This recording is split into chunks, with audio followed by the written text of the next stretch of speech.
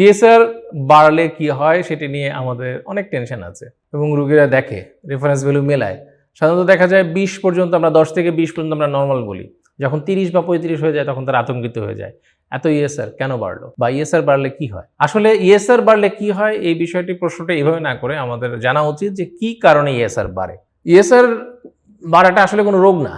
এটা একটি রোগের লক্ষণ হতে পারে বা উপসর্গ হিসেবে বা একটি চিহ্ন হতে পারে।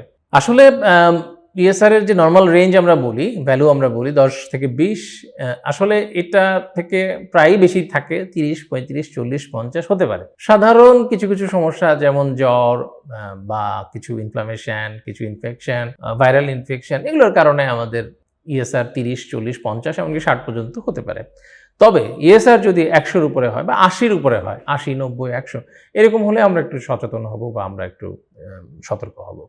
চিকিৎসকের পরামর্শ নেব। আমরা সাধারণত দেখি যে কিছু, কিছু রোগ আছে যেমন টিবি, সেগুলোতে ইএসআর অনেক বেশি বেড়ে যায়।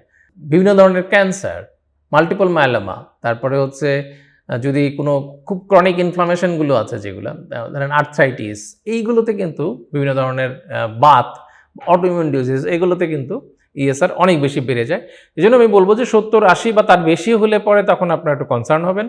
40-50 ইএসআর হলে পরে সেটা নিয়ে অতিরিক্ত আতঙ্কে ভোগার কোনো প্রয়োজন নেই। তবে চিকিৎসকের পরামর্শ নেওয়া তো যেতেই পারে এবং আপনি আপনার সংশ্লিষ্ট চিকিৎসককেই প্রশ্নটি করতে পারেন যে স্যার আমার ইএসআর যে বেড়েছে এটি কোনো সমস্যার কারণে বেড়েছে কিনা। মোদ্দা কথা হলো যে ইএসআর বাড়লেই আপনি আতঙ্কিত হবেন এরকম নয়।